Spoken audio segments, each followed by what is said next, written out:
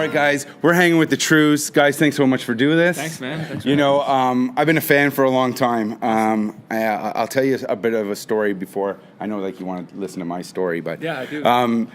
You guys played with the Tragically Hip in Kingston a couple of years ago. I'm going to say probably 5-6 years ago. We did it twice. Yeah, my wife bought me tickets for my birthday off of Scalper. Did you see us at an arena? Okay. Well, I was supposed to see you. Okay. My wife paid a boatload of cash for the tickets, and I just couldn't fathom at the time we weren't, had a lot of money, and she spent like about $600 for tickets for two of them to see you guys, and my two favorite bands. It was pretty cool.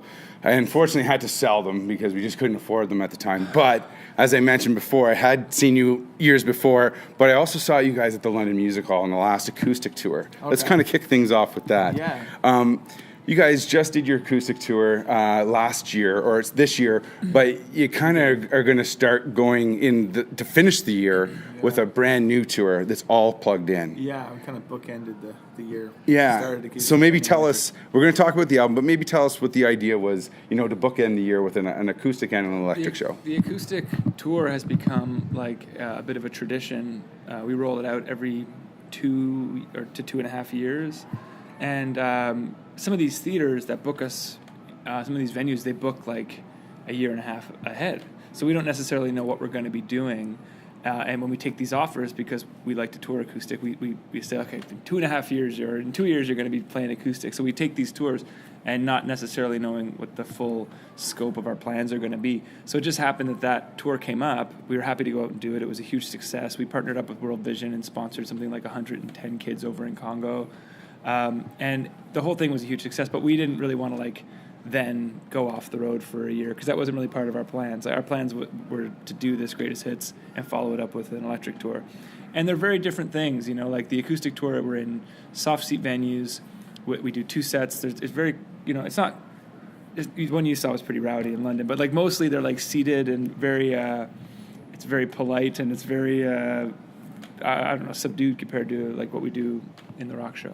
But you can hear a pin drop in those acoustic shows in most places, because it's fans coming out to hear the music. Yeah. Not that it's not a good time at the same time, because it is, but it's a little different setting. Yeah, it's a nice change of pace for us because some of the loud kind of bar shows. It's very over the head, and you have to kind of get above all the beer drinking and stuff, and make sure people are you're holding people's attention, which can sometimes be trying at a big rock show. It's we usually have to kind of deliver the well-known songs and then hit it and quit it. But at the acoustic thing, we get to try out a whole bunch of different stuff, a lot of songs that were never singles. And one night we did a whole bunch of rarities, and people seem to be pretty attentive, and it's fun for us.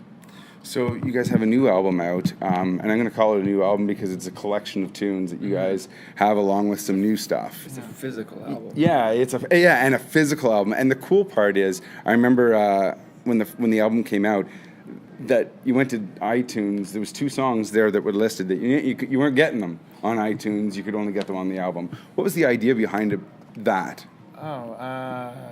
So wait, was that... Okay, maybe I'm a liar. There's 2 things that happened. We did 2 bonus songs for iTunes. So we did 2 songs from that acoustic tour we were just talking about. We mixed them, Under the Sun and Lord Keep Me in Mind. We mixed them and made them available only on iTunes. But I think what you might be referring to is that when we rolled it out, we rolled out the album one song at a time, one new song at a time, to sort of build to the release. And you actually have to purchase the entire album. You can't buy song by song to get those 2 tracks. Well... Doesn't show it that on. Sounds right. Yeah, you might know more about this than I do, but I think the idea is to have people listen to it in order. I mean, that's one of the things that's sort of been lost in the sort of free-form way that we take in music, and I think in this sort of a la carte world that it is, people can sort of cherry pick their favorite Trews songs on the internet already. So if we're going to do a playlist and put it together in a very specific way, we hope that maybe it get listened to that way as well. Well, 22 songs on the counting the bonus. It's it was a nice round number 20, but here I am. I'm just screwing everything up. So That's all right.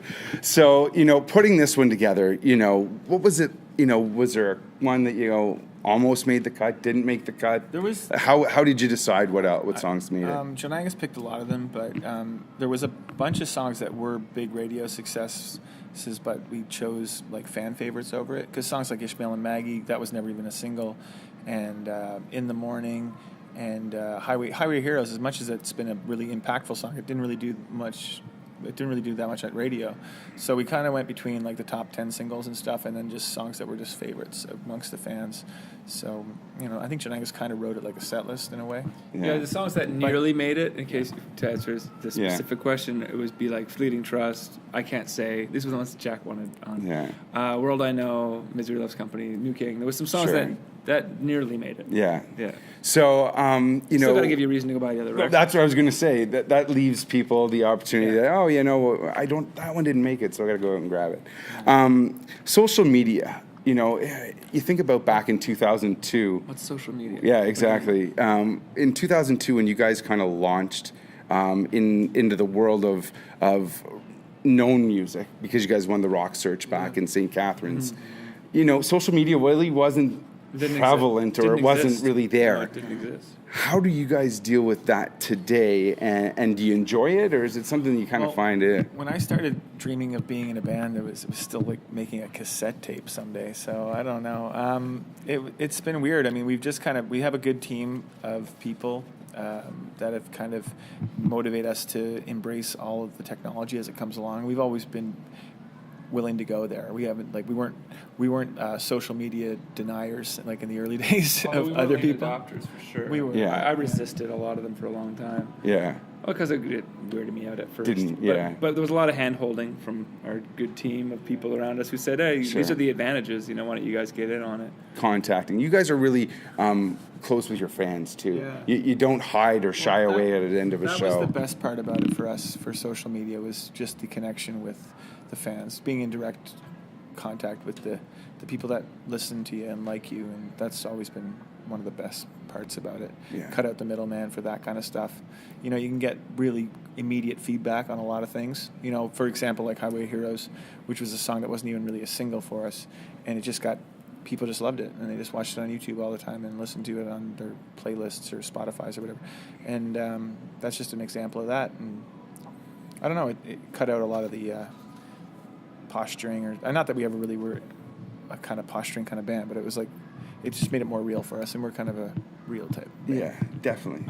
I do fear for like the future of music, in that people are sort of getting savvy to that before they're getting good. Yeah. And I think that's a dangerous cart to put before the horse, because like kids know everything about how to put their face out there, put themselves out there, but like when we were teenagers, it was like we didn't even see the light of day. We were down in the basement playing music and writing music, and then going out only at night to like drink in the woods with our friends and listen to music.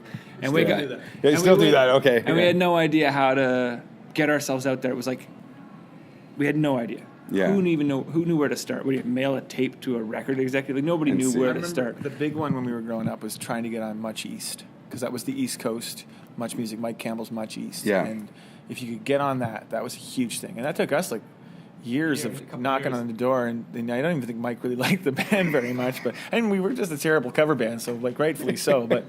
But that was a huge thing, that the gatekeepers were firmly in place. Yeah. And you had to like go there and be like, do you think we're good enough yet? And like, you showcased and you played and you got rejected and you played more and more. And it was like kind of a survival of the fittest kind of vibe going on. Totally. And not to like praise the old gatekeeper model, because there was a lot wrong with it, but we just worked our tails off playing. I mean, part of it was because we loved it, but like, that was like what it took. And I sometimes worry about bands that have like an amazing social presence but suck. Yeah. It's kind of like not a great show when you finally get in there. You're like, what would happen to a band like us? Like what happened to us back in 2001 when we moved to Ontario? Like any sense of entitlement that you had once you played your first couple of Toronto shows was just sucked out of you, because you just got your ass kicked so many times, and at the time it hurts and you're bummed out, but it builds character. And like if you're willing to go back and keep working and keep chasing the dream no matter how many odds are against you, then that's kind of what builds a band and makes it